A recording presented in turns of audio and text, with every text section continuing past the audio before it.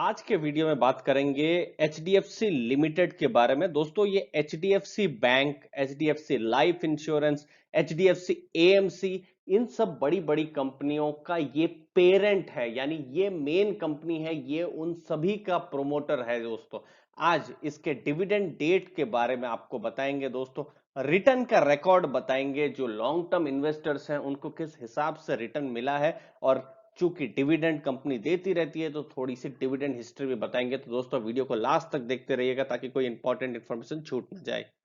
दोस्तों, 174 रुपया का प्राइस था जुलाई 1 2005 को, यानी 15 साल पहले। दोस्तों, और जस्ट पर्सपेक्टिव देने के लिए आज का प्राइस बताऊं दोस्तों, 1885 रुपीज है, यानी 10 टाइम्स से ज्यादा रिटर्न इसने दिया है 15 सालों में।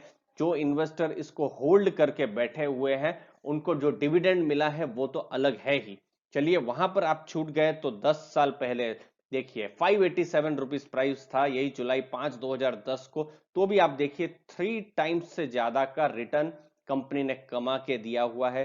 जुलाई 7 2015 की बात करते हैं, यानी 5 साल पहले 1337 रुपीज का प्राइस था।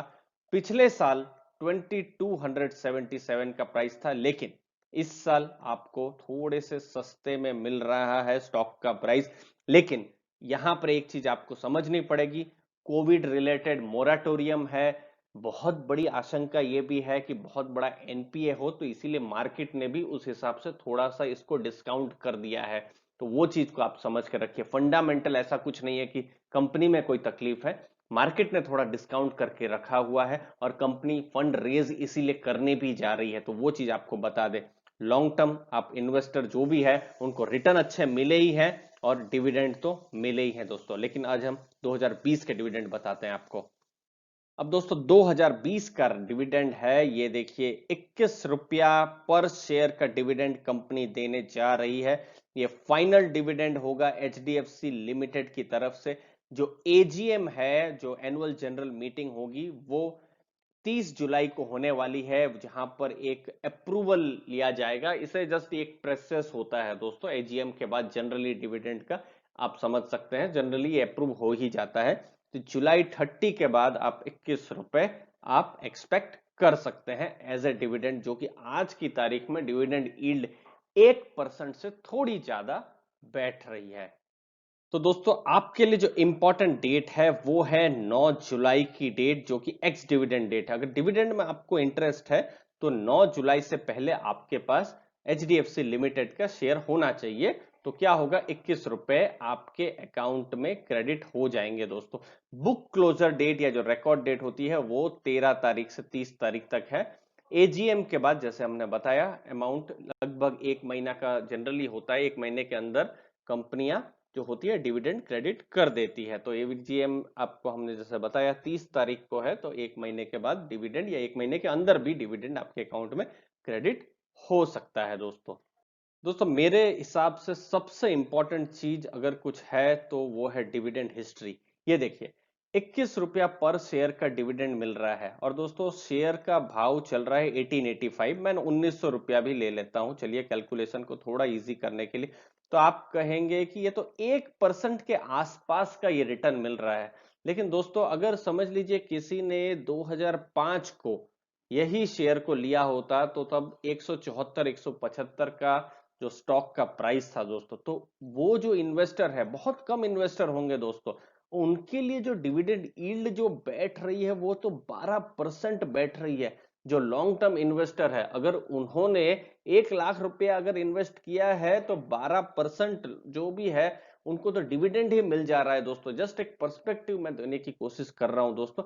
लॉन्ग टर्म में कंपनी अच्छी हो तो वो डिविडेंड से भी बहुत कुछ आपको हेल्प कर सकती है दोस्तों। तो ये चीज समझ के रखिए। चलिए, शॉर्ट टर्म में 1% बहुत नहीं दिख रहा है, लेकिन लॉन्ग टर्म में देखिए देखिए 2019 के ये दोनों डेटा है, 17.5 रुपए और 3.5 रुपए। तो ये भी 21 रुपए, पिछले साल भी 21 रुपीज का ही डिविडेंड था। उससे पहले 2018 वाला देखिए, 2017-18 हम कहे तो 16.5, 1650 प्लस 350, दैट मीन्स 20 रुपीज का तभी भी उन्होंने डिविडेंड दिया था दोस्तों। और 2017 की देखिए 18 रुपए, 15 रुपए, और फिर इंटरिम डिविडेंड 3 रुपए, यानी 18 रुपीज का उन्होंने डिविडेंड दिया था।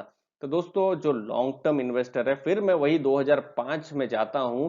2005 के जो इन्वेस्टर है उनके लिए तो आराम से 10 से 12% जो भी उनको पैसा जो है वो तो डिविडेंड से ही मिल जा रहा है। दोस्तों आज की तारीख में अगर हम एफडी की ही बात करें, फिक्स डिपॉजिट्स की ही, तो भी उनका रेट भी 5% 6% तक आ गया है। और देखिए यहाँ पर अगर अच्छी कंपनी में अगर पैसा इन्वेस्टेड है, हाँ आपको समय देना पड़ेगा, ये लर्निंग है। कंपनी अच्छी होनी चाहिए, ये भी लर्निंग है, लेकिन सबसे बड़ी लर्निंग ये है कि आपको लंबे समय तक होल्ड करके रखना पड़ेगा अच्छा शेयर। देखिए राकेश झुनझुनवाला जी ने भी टाइटन को इतने साल होल्ड करके रखा, तो एक बहुत बड़ी वेल्थ टाइटन ने कमा के दी। तो दोस्तों यहाँ पर एक टेम्परामेंट जो है बहुत बड़ा फैक्टर रहता है। तो आप यही एक लर्निंग अगर कुछ ले सकते हैं एचडीएफसी लिमिटेड या एचडीएफसी बैंक या फिर टाइटन या फिर कुछ और जो अच्छी कंपनियां हैं, होल्ड लॉन्ग टर्म करेंगे तो आपको जो पेपर में जो प्रॉफिट है वो भी अच्छी देगी और जो डिविडेंड है वो भी अच्छा देगी। देखिए लॉन्ग टर्म में ये 12% डिविडेंड, शायद अगर आपके पास बहुत बड़ा अगर आपने इन्वेस्टमेंट किया हो तो फिर तो बहुत लोगों का घर भी चल सकता है। लेकिन हाँ, की वर्ड है लॉन्ग टर्म इन्वेस्टमेंट। दोस्तों वीडियो कैसा लगा जरूर अपनी राय दीजिए, और अगर कोई long term investor HDFC limited को बहुत साल से होल्ड करके रखा है तो दोस्तों जरूर कमेंट कीजिए, आप जरूर कमेंट कीजिए। आपको बहुत बहुत बधाई है दोस्तों। धन्यवाद, आपने अपना समय दिया, आपके समय के लिए धन्यवाद। Thank you very much.